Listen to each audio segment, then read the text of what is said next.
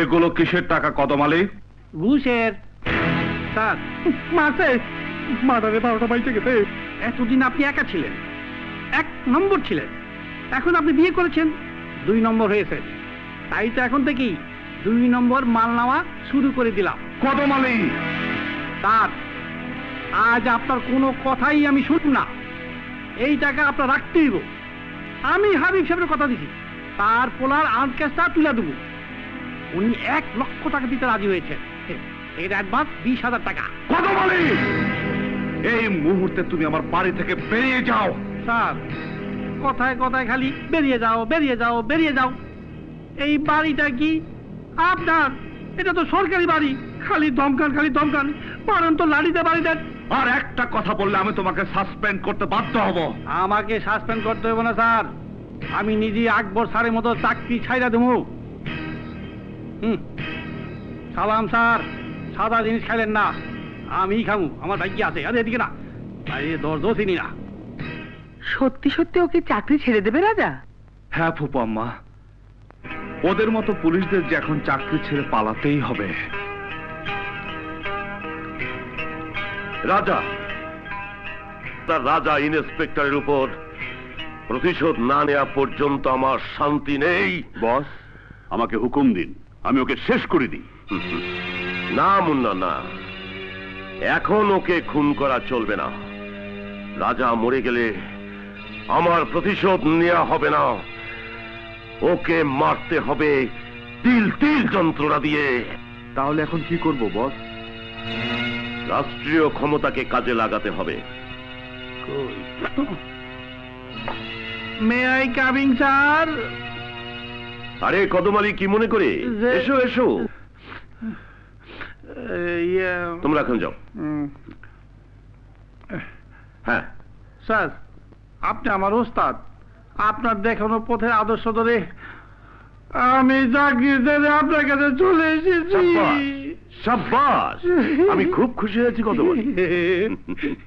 Sir আপনি তো MP হয়েছেন, এখন আমি আমি কি হমু? তোমাকে ইয়েস, হ্যাঁ, তুমি হবে আমার একান্ত সহকারী। Thank you. না না না, আমার থ্যাংক ইউ দেন, থ্যাংক ইউ না। স্যার স্যার, কলজাটা ভরে গেল। স্যার স্যার, এবার হুকুম করেন, আমার কি করতে হবে? হ্যাঁ তোমাকে, হ্যাঁ যাও, কমিশনারকে ফোন লাগাও। হ্যাঁ ইয়ে স্যার, দূর, কোনো চাকরি নাই, কিসের ছেলে ফেলুন, অনলো হুকুমের গোলাম আমি।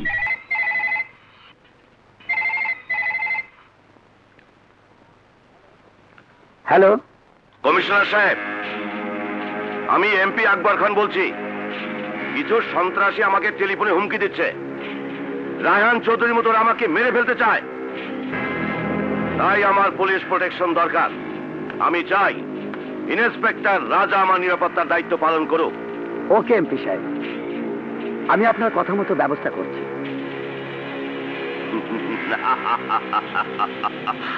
ইন্সপেক্টর রাজা, এখন থেকে শুরু হবে তোর উপর আমার প্রতিশোধ। ইন্সপেক্টর রাজা, তুমি তো জানো এমপিদের নিরাপত্তার দিকে আমাদের দৃষ্টি দিতে হচ্ছে।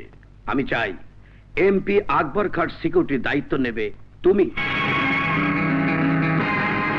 মনে রাখবেন, আজ নয়তো কাল আমি ঠিকই আপনার জীবনে ফুল স্টপ দিয়ে দেব। এই দায়িত্ব আমি নিতে পারবো না স্যার। রাজা? হ্যাঁ স্যার, এই দায়িত্ব দয়া করে আপনি অন্য কোন অফিসারকে দিবেন। কিন্তু রাজা, এমপি আকবর খান নিজে তোমার নাম প্রস্তাব করেছেন। আই এম সরি স্যার, আকবর খান মতো দুর্নীতিবাজ এমপির ডিউটি আমি করতে পারবো না। দরকার হলে আমি চাকরি ছেড়ে দেব স্যার। দাঁড়াও রাজা, আমি তোমাকে সময় দিচ্ছি। তুমি ঠান্ডা মাথায় ভেবে কাল সকালে সিদ্ধান্ত জানাবে।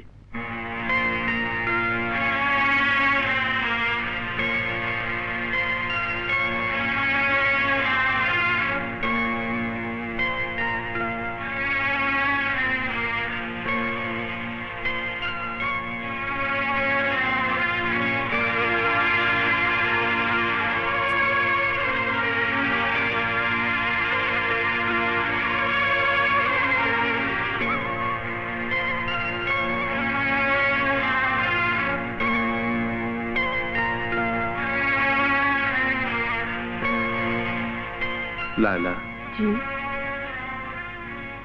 আমি বহু চিন্তা করে একটা সিদ্ধান্ত নিলাম। তুমি ঘুমিয়েছিলে না চিন্তা করছিলে? আমি চিন্তা করছিলাম লায়লা। আমি সিদ্ধান্ত নিয়েছি আকবর খাঁর ডিউটি আমি করব। রাজা, কি মনে করে তুমি এই সিদ্ধান্ত নিলে? ওই আকবর খাঁর দুর্নীতি ফাঁস করতে হলে আমাকে ও ডিউটি করতেই হবে। ওর সঙ্গে থেকে সমস্ত কুকর্মের সাক্ষ্য প্রমাণ সংগ্রহ করব, তবে ওর মতো রক্তচোষার নেতাকে ধ্বংস করা যাবে। আমি জানি আকবর খাঁর ডিউটি করতে তোমার খুব কষ্ট হবে। আচ্ছা আচ্ছা, আর কি কোনো রাস্তা নেই ওর কুকর্ম ফাঁস করার? না, ওর তৈরি করা অস্ত্র দিয়ে আমি ওকে ঘায়েল করব। ও বুঝতেও পারবে না ওর পরিণতি কি হবে।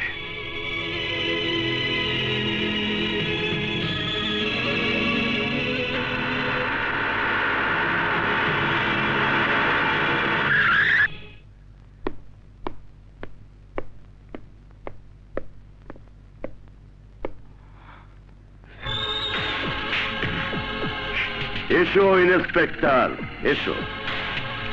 আমি তোমারই অপেক্ষায় আছি।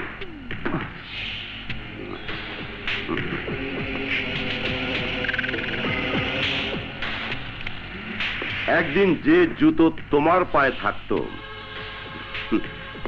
তাকে সালাম দিতে নিশ্চয়ই তোমার কষ্ট হচ্ছে। জুতো তো সবসময় কষ্ট দেয় স্যার।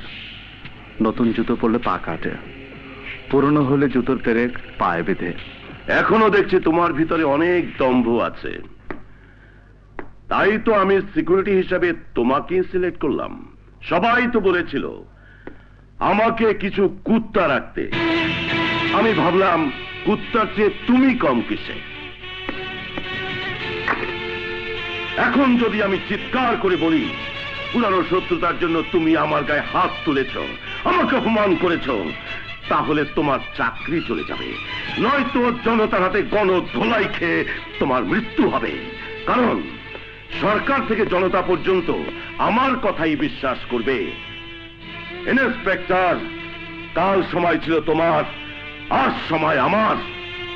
যাকে তুমি ঘৃণা করতে, যাকে তুমি অপমান করেছিলে, তারই ডিউটি তোমাকে করতে হবে।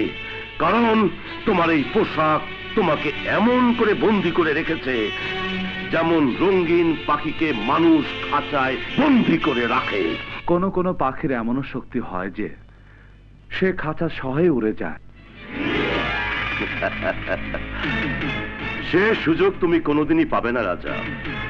আমি তোমাকে এমন গোলাম বানিয়ে রাখবো যে তুমি শুধু উঠতে বসতে আমাকে সালাম দেবে।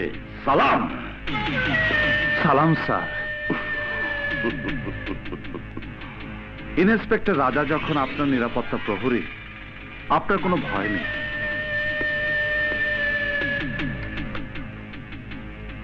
চলুন স্যার।